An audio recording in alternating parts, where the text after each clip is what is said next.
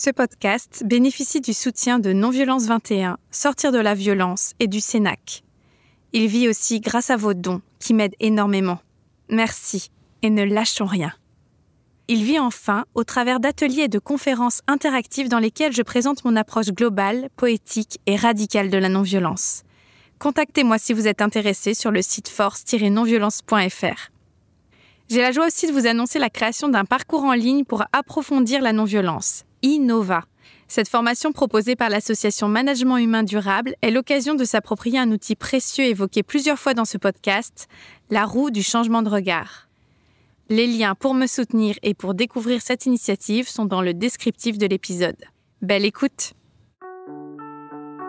C'est d'abord une écologie de l'être humain, la non-violence. Ma lutte va être à travers la parole. Si tu mets la graine de violence, tu la retrouveras en face. Ne jamais obéir. Urgence climatique, justice sociale. D'abord dénoncer le système. Mobilisation citoyenne. On ne peut pas être dans la violence et l'humanisme à la fois. Bienvenue dans le podcast La force de la non-violence. Parce que la force n'est pas l'apanage de la violence, parce qu'on peut changer cette croyance et toute notre culture. Je suis Célia Grincourt et je vais à la rencontre de personnes qui ont choisi la non-violence et les stratégies d'action qu'elle nous offre pour se faire entendre, révolutionner ce monde ou simplement espérer survivre. Être en colère, c'est la bonne santé, vous savez. Désobéissance civile de masse. Dans le changement politique, on n'a pas le droit de rester amateur. C'est une question de vie ou de mort. Il nous faut des armes d'instruction massive. C'est une lutte. Donc l'empathie est le levain de la non-violence. C'est ça notre espoir. Le droit à la non-violence. Le droit à la non-violence éducative. I still have a dream. Ahimsa. Le temps n'est plus de vaincre, mais de soigner ce qui en nous et autour de nous a été vaincu. Ces mots qui plaident pour une culture du soin et de la régénération sont ceux de Martine de Nardy. Ceinture noire d'aïkido, infirmière et kinésithérapeute, son parcours est marqué par la rencontre décisive avec Danny Bois, chercheur et fondateur de la fasciathérapie et de la somatopsychopédagogie. S'ouvre alors pour elle un chemin d'exploration profonde du corps sensible, là où le mouvement devient une voie de conscience.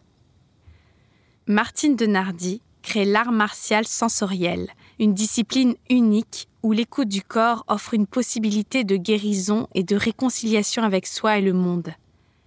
Dans une société dominée par la performance et la vitesse, elle nous invite à déployer une force tranquille et à habiter son corps autrement, en lien et en paix avec tout le vivant. Martine de Nardy, qu'est-ce que c'est pour vous la non-violence ? La non-violence, ça m'évoque déjà la notion de paix. Comment ne pas nourrir une forme d'agressivité, de violence, pour nourrir une autre partie de soi qui est plus pacifiante, pacifiée, pacifique. Je pars du principe que la paix, c'est un processus de transformation intérieure qui après peut se prolonger vers une action extérieure.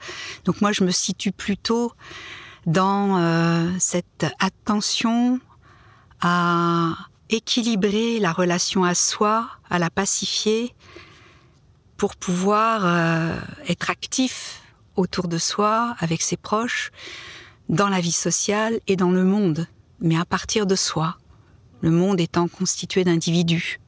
Voilà, c'est plus ça ma démarche, ma recherche, qui est pas du tout terminée, qui est vivante, donc elle évolue de jour en jour.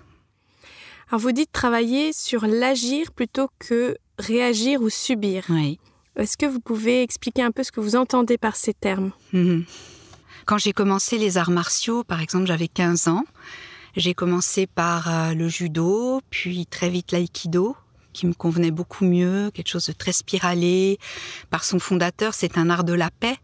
Et c'est ça qui, moi, m'intéressait, même si, à l'âge de 15 ans, j'ai pratiqué un art martial très, entre guillemets, viril.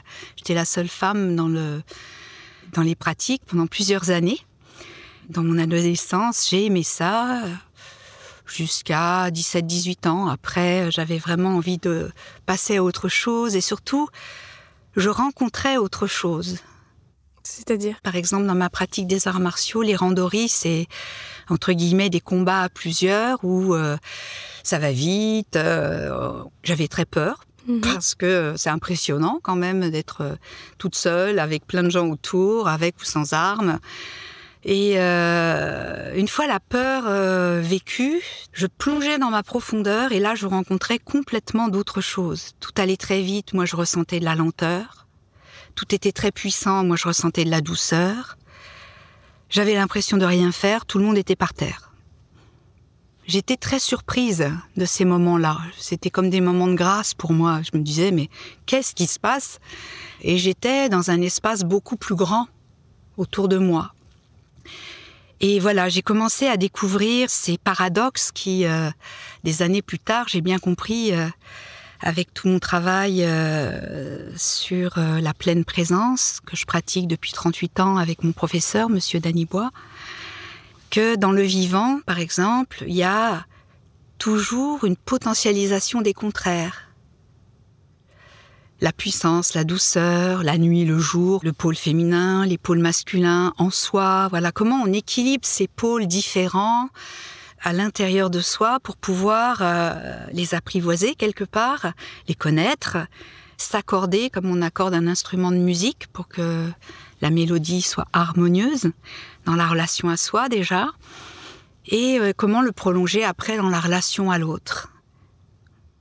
Et dans Agir, il y a la notion d'action volontaire qui nous permet de faire des choix, de s'engager dans une responsabilité, d'avoir un libre arbitre. Et puis, il y a la notion de non-agir, avec plus de lâcher-prise. Et 3, une fois que ça s'équilibre, l'agir de la volonté et le non-agir du lâcher-prise, ça permet de laisser agir une force de vie plus grande que nous. C'est un peu ce que vous venez de raconter avec votre exemple. Oui, voilà, j'accédais dans les randonnées depuis que j'ai l'âge de 15 ans à ces moments où la peur, quelque part, était quelque chose qui me boostait. C'est comme un stress positif pour être puissamment présente dans mon action, sans savoir du tout ce qui va se passer. C'est hors contrôle, ça demande un grand lâcher-prise. Et du coup, j'avais accès à des niveaux de profondeur nouveaux et à un espace autour de moi très très différent, un peu comme ce que raconte Maître Ueshiba, le fondateur de l'aïkido.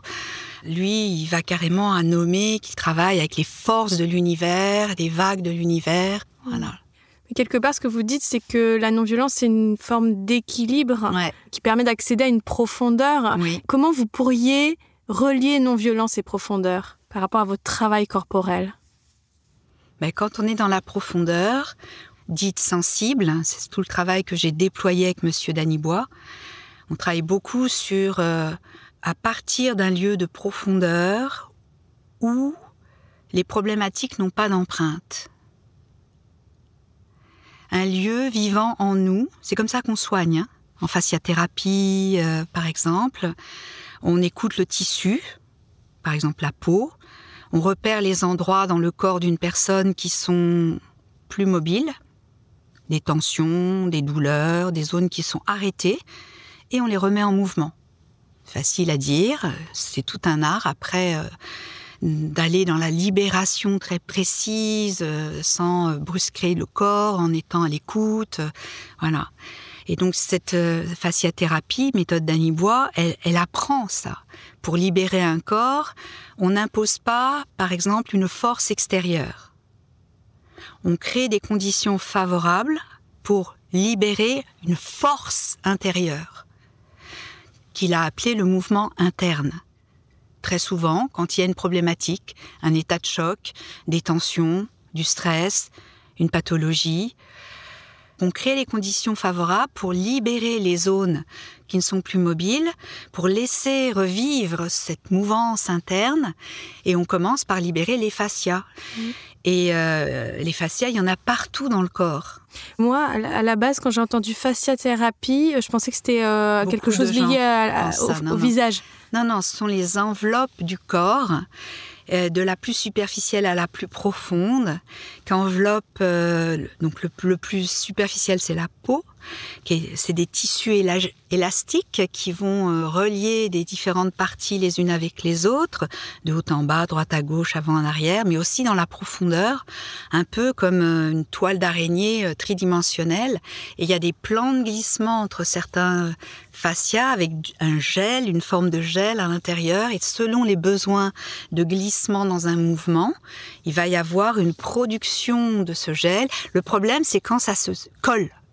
Voilà, quand c'est collé, ça crée des restrictions et des tensions et des douleurs. Et ça a une action, bien sûr, physique, mais aussi psychique et émotionnelle, parce qu'on vit cela avec notre corps. Voilà. Est-ce que vous avez peut-être un exemple d'un patient ou d'une patiente avec lequel ou laquelle ça a été assez incroyable, l'effet de la fasciathérapie? Et oui, là, l'exemple qui me revient, c'est un monsieur très corpulent, routier. Et donc, il avait le dos très douloureux et il venait me voir pour être soulagé.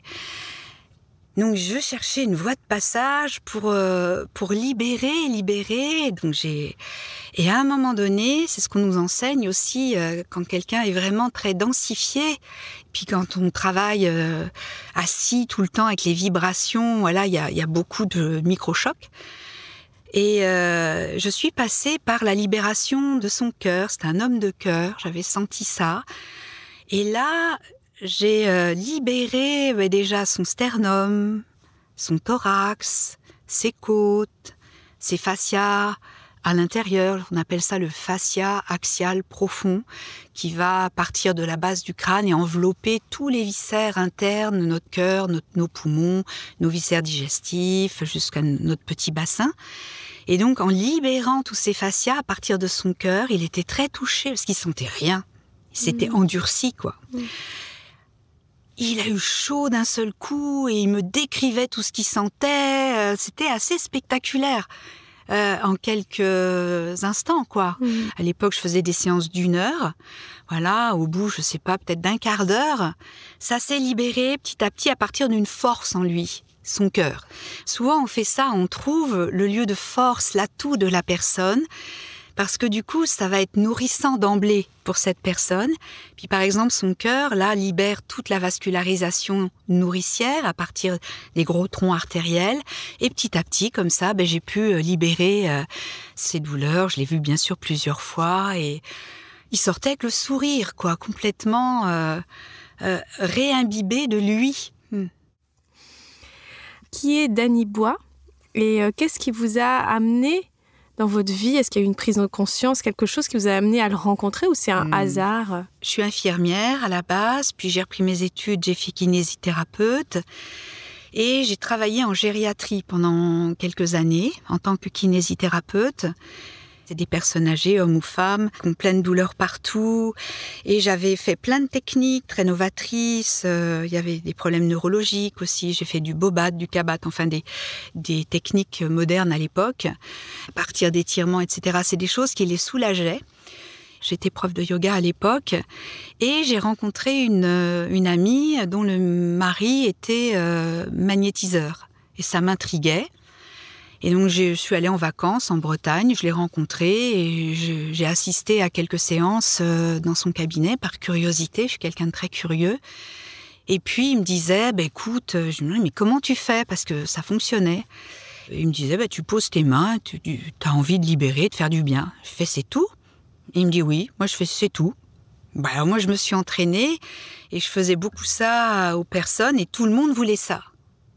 Mais j'avais un peu l'impression de jouer à l'apprenti sorcier, quoi, en faisant des choses comme ça. Et j'avais pas vraiment conscience de ce qui se passait. Ça les soulageait, point. Ça, c'est tout ce que je savais. Et donc, j'ai décidé d'investir plus loin. Je voulais faire de l'ostéopathie, apprendre l'anatomie de manière très précise. J'en ai parlé beaucoup autour de moi et tout le monde m'a renvoyé. Tu devrais faire de la fasciathérapie avec monsieur Dany Bois.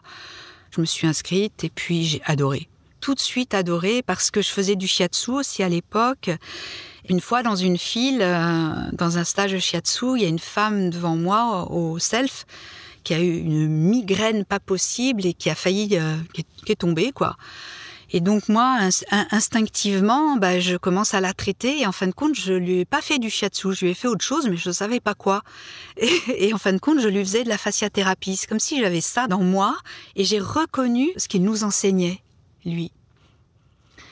Dès le premier jour du premier stage. Et ces moments de grâce que je vivais dans ma pratique de l'aïkido, mais dans tous les domaines de ma vie, quand je faisais des massages aussi, quand je faisais du jogging, je rencontrais ces choses-là. Mais je savais pas les retrouver par moi-même. Donc j'ai beaucoup cherché quelqu'un qui m'enseigne ça. Parce que j'étais toute seule avec moi-même et avec des moments oui, des moments non. Et c'est en rencontrant Monsieur Danibois que j'ai rencontré en fin de compte des réponses à toutes mes questions. Et dès la 2e année, il a abordé la thérapie gestuelle. Et là, j'ai fait des ponts. Et au bout de 4 ans, c'est là où j'ai mis au point l'art martial sensoriel, qui s'est d'abord appelé guerrier de vie, puis art martial thérapeutique, parce que c'est extrêmement thérapeutique, puis art martial sensoriel, parce que dans mes étudiants, il n'y avait pas que des thérapeutes. Et en France, le mot thérapie, thérapeute est réservé au milieu médical et paramédical. Alors, comment vous définiriez l'art martial sensoriel ? Aujourd'hui, je définis l'art martial sensoriel comme vraiment une éducation relationnelle à la paix, à la résilience et au vivant, en soi et autour de soi.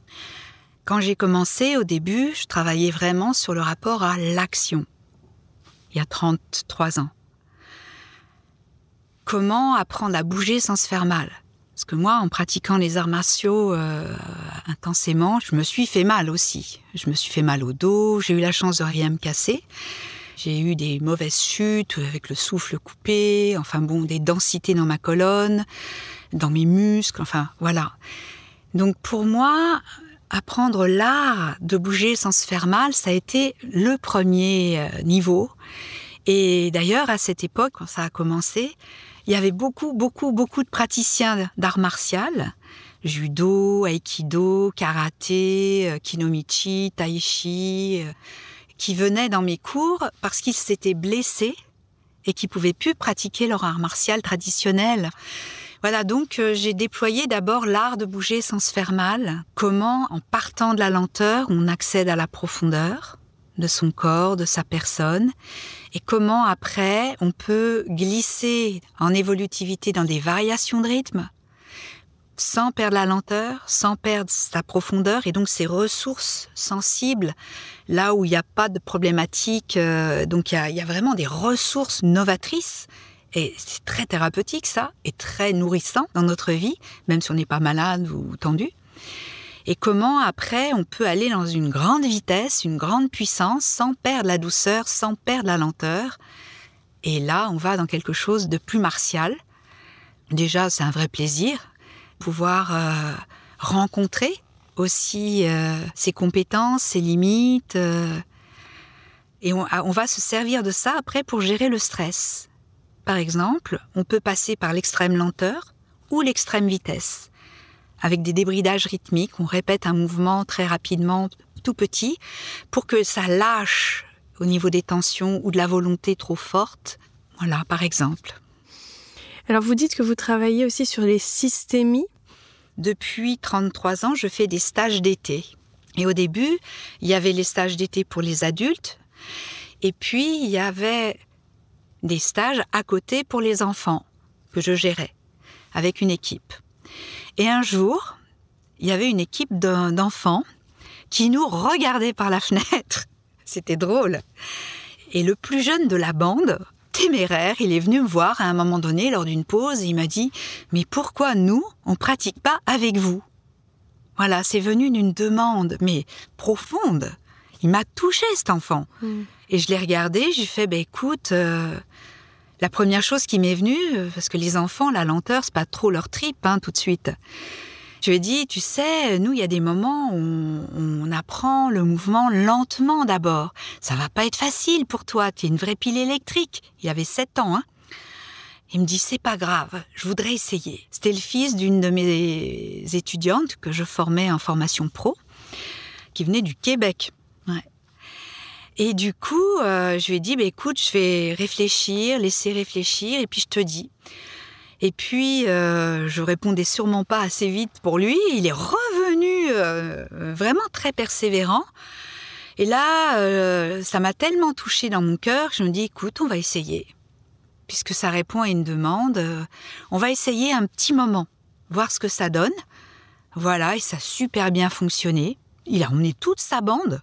Il les a motivés. C'était le plus jeune, le plus petit, le plus jeune. Le plus petit en taille aussi.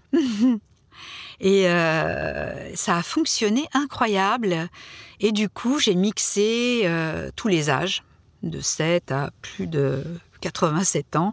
Et c'est d'une richesse incroyable. Et du coup, ça a attiré des familles entières. Des petits-enfants, des parents et des grands-parents.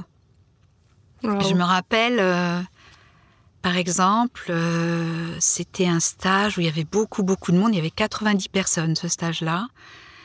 Avec une équipe, je n'étais pas toute seule. C'était sur vivre l'amour autrement. Ça a attiré beaucoup de monde. Et il y avait une famille entière. Les grands-parents étaient en difficulté. Le grand-père était médecin à la retraite. Il avait eu un problème de cancer et plein de traitements très lourds. La vitalité dans les chaussettes, comme ça arrive souvent. Sa femme, qui s'était beaucoup occupée de lui, était épuisée aussi. Et elle avait perdu le goût de la relation avec son homme. Et elle en était très triste parce qu'ils étaient très amoureux, encore. Et ils en ont parlé avec les enfants et toute la famille, quelque part, s'est unie pour venir et pour accompagner les grands-parents. C'est hyper touchant, moi, ça m'émeut toujours quand j'en parle. Et à la fin du stage, je ne sais plus vraiment, vers quatrième jour, par là, on fait une technique sur les tatamis. On travaille sur tatami, on travaille au sol, à genoux, on trouve des coussins s'il y a des problèmes de genoux, etc. Et puis à un moment donné, on fait des roulades, et on fait des roulades à deux. On appelle ça la technique du bébé singe. Et là, mais j'ai dû les accompagner moi-même, le couple de grands-parents. Ils ont retrouvé leur fougue, en fin de compte.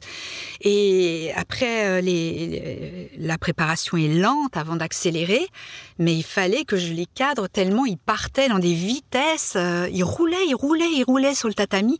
Ça libère des élans de vie. En fin de compte, les roulades, les chutes latérales ou avant-arrière, elles libèrent dans notre approche en art martial sensoriel des élans de vie.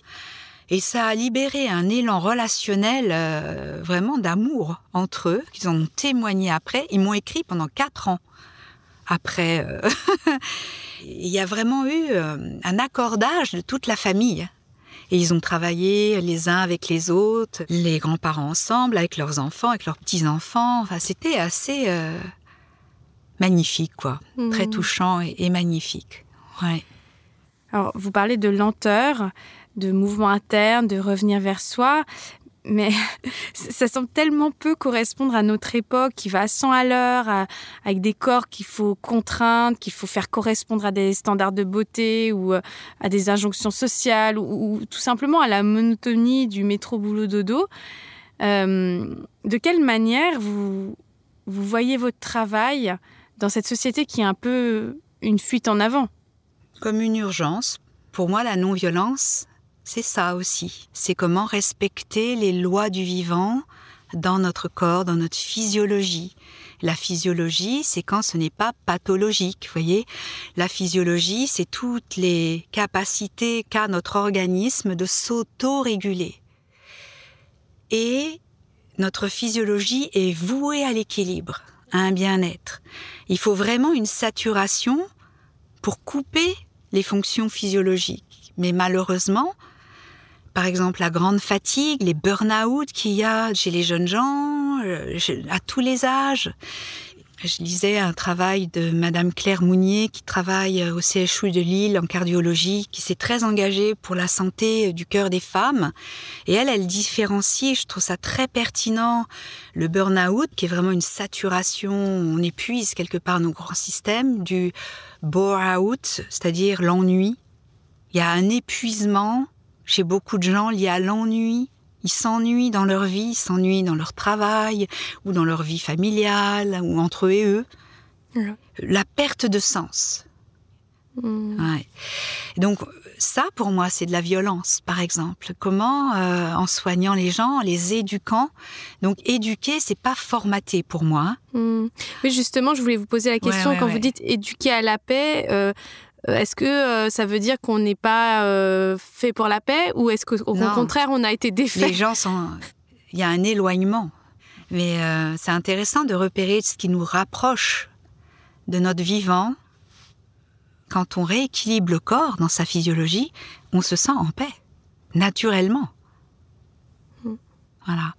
Après, ça nécessite de le prolonger dans une éducation pour que ça se prolonge dans la vie de tous les jours, parce qu'on a tous des habitudes.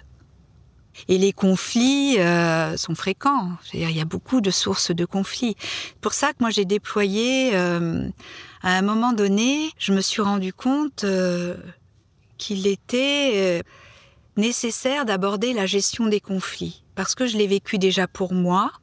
Dans ma jeunesse, j'ai été en difficulté entre moi et moi avec mes émotions qui me submergeaient intensément. Je ne savais pas quoi faire. Et c'est comme ça que je suis venue à apprivoiser, à les repérer, à les gérer et à m'auto-traiter, par exemple. Je me suis beaucoup auto-traitée dès le début de mon apprentissage avec Monsieur Danybois. Et j'apprends à mes étudiants aussi à s'auto-traiter parce que ça m'a tellement libérée, régulée, etc. Et j'arrivais à pacifier mes émotions et à me laisser enseigner par elles aussi. Je me suis rendu compte que nos émotions nous donnent une information que notre pensée ne nous donne pas. C'est très complémentaire, c'est comme des forces différentes qui vont se potentialiser plutôt que de s'opposer, justement. Et alors ça, comment vous procédez dans votre pratique? Est-ce que c'est seulement par le corps? Est-ce que vous travaillez sur l'émotionnel par la parole aussi? Et une autre question qui me vient, c'est comment... parce que évidemment qu'on peut être soit trop émotionnel et donc presque trop actif finalement, ou en tout cas dans la réaction, comme on disait tout à l'heure. Mais il y a aussi, et ça revient peut-être à subir, il y a aussi des personnes qui sont très passives et qui s'enferment dans un côté, parfois, je veux juste avoir la paix. Mais c'est pas une véritable paix, en fait. Il perpétue finalement une violence. Comment on peut trouver ce courage-là, ou comment vous pouvez le déclencher, peut-être? Je sais pas si... Dans le stress, comme dans l'émotion, il y a ce qu'on appelle des tendances exacerbées ou retenues. Voilà. Et on peut être mixte. Quelqu'un qui a une émotion exacerbée, c'est sonore, mais elle va se déstructurer. Quelqu'un de retenu va être plus posé, mais va enfouir. Il y a trop de structure. Et là, il y a plein d'adhérence. Ça devient un peu inerte. Voilà. Déjà, on repère ça, nous, pour accompagner. Et on apprend aux gens à le repérer. Dans eux, selon les moments, selon les secteurs et dans leur famille.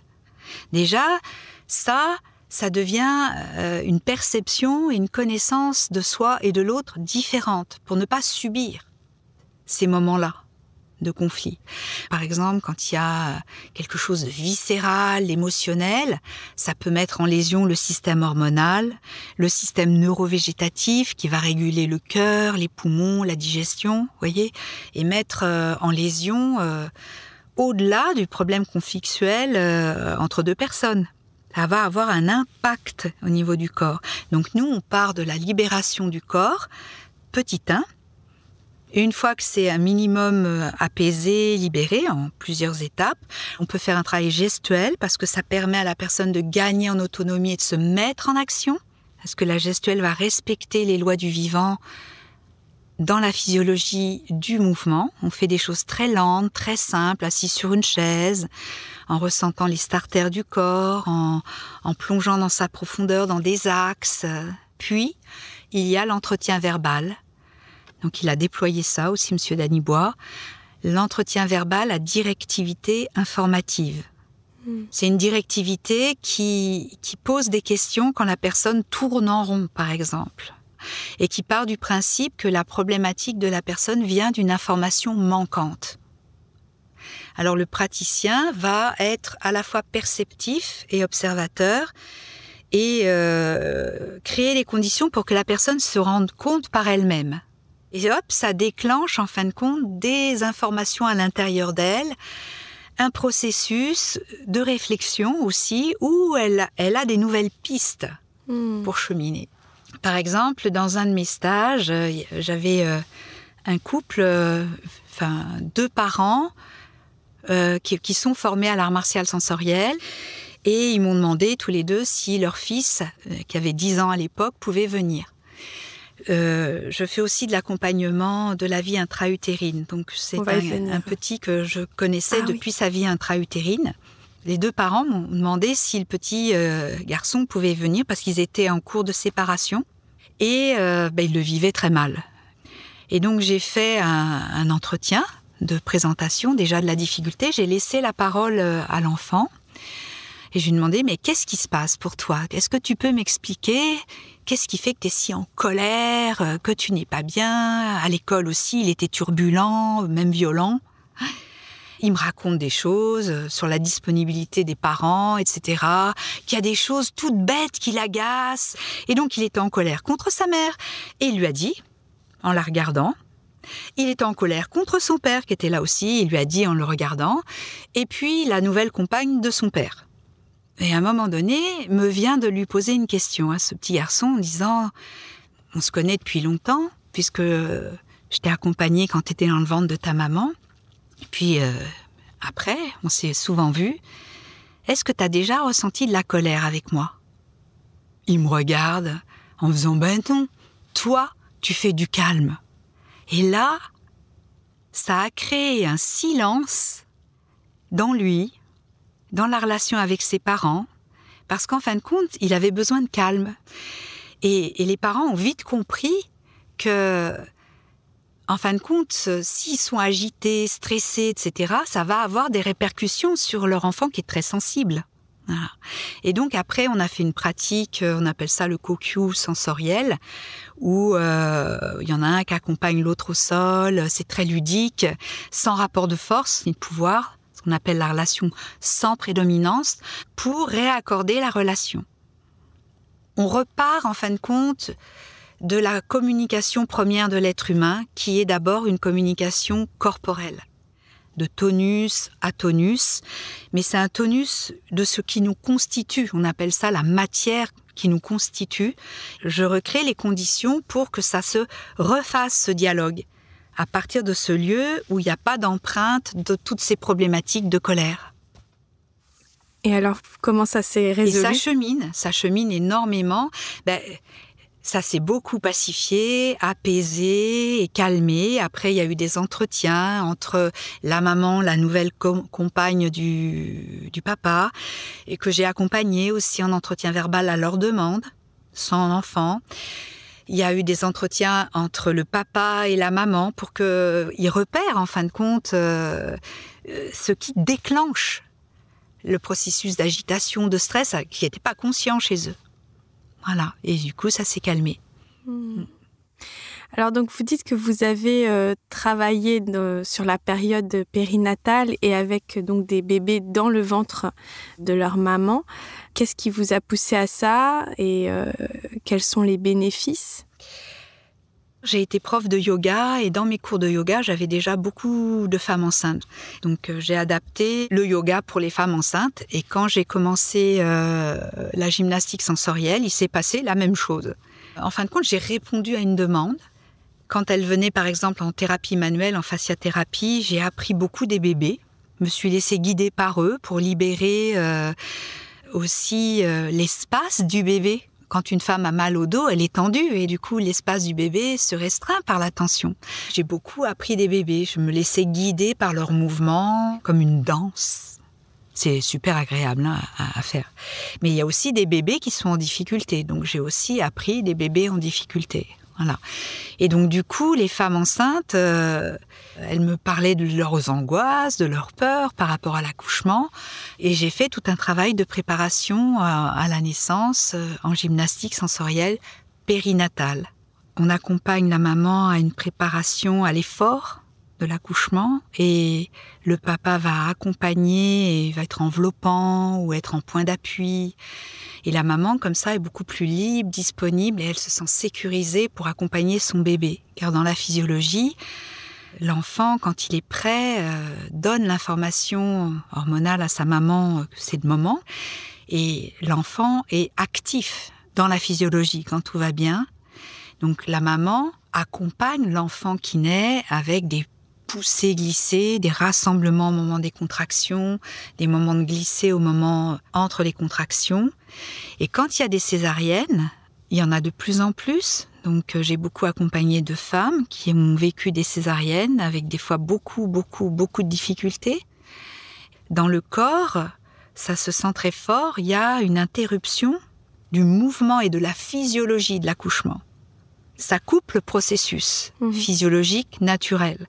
Mais quand on écoute la mémoire des tissus, je peux capter ce mouvement arrêté. Et du coup, je recrée une libération de ce mouvement-là. J'ai appris aux sages-femmes aussi à le faire. Comment on libère le mouvement de l'accouchement de la maman. Et on libère bien sûr la cicatrice, les différents tissus qui ont été coupés pour recréer une unité parce que c'est une zone de rupture. Et chez le bébé, pareil, on fait la même chose, que son mouvement de naissance est stoppé. Il est extrait. Et donc il n'a pas à cheminer de manière spiralée dans le corps élastique de sa maman, qui lui donne en même temps des contours, une puissance de douceur dans la propulsion. Et donc cette chose-là, elle est à libérer, à réinstaller aussi dans le corps du bébé, dans ce dialogue tonique. Et comment vous faites avec le bébé pour le faire revivre cet accouchement j'écoute, pareil, son corps, ses tissus, son mouvement interne. Et là, souvent, moi, je suis en mouvement avec lui et j'amplifie son mouvement dans mon propre corps jusqu'au moment où je sens l'impulsion de cette spirale descendante. Et dans ces cas-là, je l'accompagne avec tout mon corps, mes mains, mais aussi tout mon corps. On part de mouvements simples, d'enroulement, déroulement, qui sont les mouvements premiers, même dans la vie intra-utérine, qui sont décrits. C'est vraiment les mouvements coordonnés de base de tout l'être humain. Et c'est comme ça qu'on soigne, donc on régule le mouvement. Et alors, du coup, vous pouvez accompagner quand il y a eu des accouchements traumatiques ou, par exemple, les bébés qui naissent avec le cordon autour du cou. Oui. Il y a quelque chose qui reste dans la mémoire du corps qu'il faudrait en fait peut-être libérer. Tout à fait. Il y a même des torticolis des fois, ou une trace en effet, ou des fois même des angoisses parce que les tissus restent stressés quelque part si c'est pas libéré. Et même la manière dont on accompagne la sortie du bébé va être dans la physiologie des lois du mouvement ou pas. Et ça, c'est en empreinte dans la mémoire. Et donc, je libère, les gens qui sont formés à ça, libèrent ce processus-là, qui est très, très régulateur sur le plan, bien sûr, de la physiologie corporelle, mais aussi par rapport à la vie émotionnelle de l'enfant, à son équilibre en général. Il y a des enfants qui dorment pas bien, il y en a qui sont dans des grandes colères, ou dans la relation maman-bébé, c'est pas toujours fluide. Voilà, on accorde tous ces éléments-là. Alors, il y a une chose aussi dont je voulais parler, parce que vous avez quand même une relation très forte à la danse. Vous avez développé la danse intime, vous appelez ça la danse de l'intime. La danse de l'intime. Quelle est la place de la danse pour vous et qu'est-ce que c'est la danse de l'intime? Et est-ce qu'il y a aussi quand même ce plaisir d'expression dedans qu'on peut avoir parfois quand on danse à une fête ou voilà. La danse, pour moi, c'est un rêve d'enfant déjà, qui n'a pas abouti pour des raisons diverses et variées, d'une remarque de mon professeur, que j'avais pas le corps, le physique d'une danseuse classique. Ce qui n'est pas faux, mais il aurait pu m'orienter. Mais ça m'a vraiment blessée parce que j'adorais ça. Et donc, j'ai laissé tomber la danse, mais j'avais 11 ans.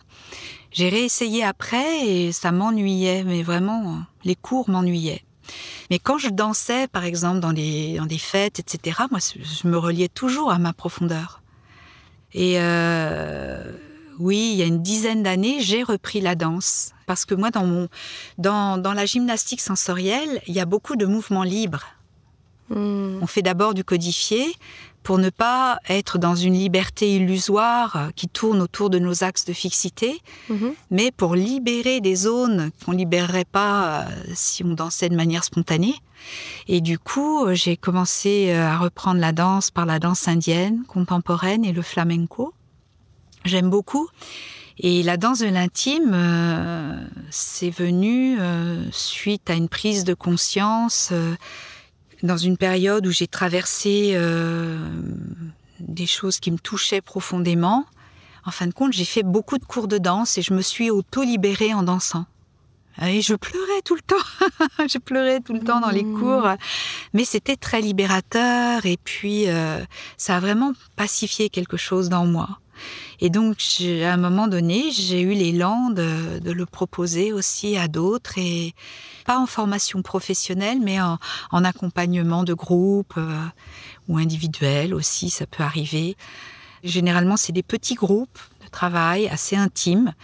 Et ça vient de tout le travail d'expressivité du sensible de Monsieur Danybois que j'ai prolongé avec cette lecture de l'émotion et cet accordage de la vie émotionnelle par le corps. Pas seulement aller dans une expressivité, mais aussi prendre soin de ses émotions, les accueillir, parce que c'est tellement précieux.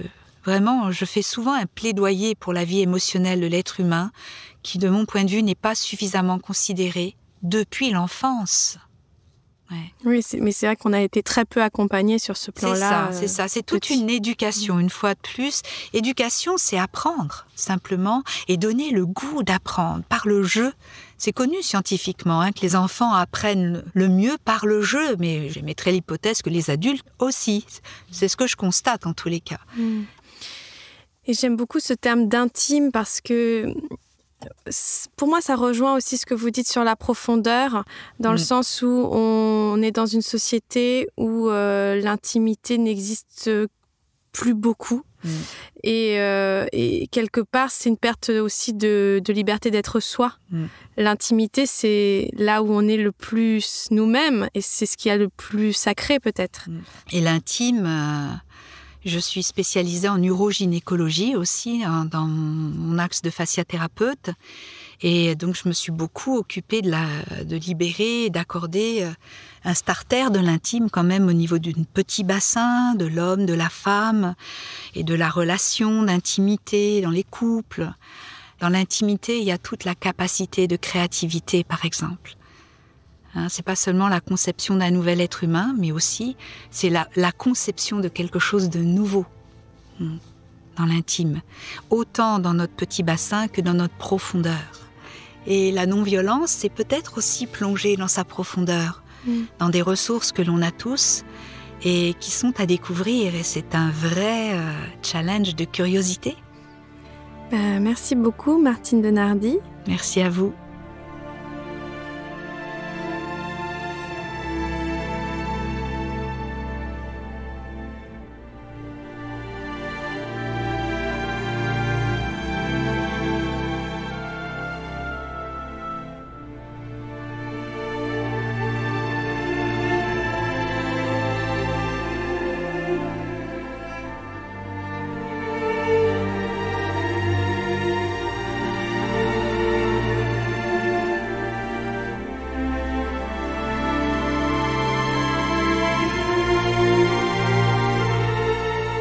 Si vous avez apprécié ce moment passé ensemble, vous pouvez soutenir mon travail en le partageant et en parlant autour de vous.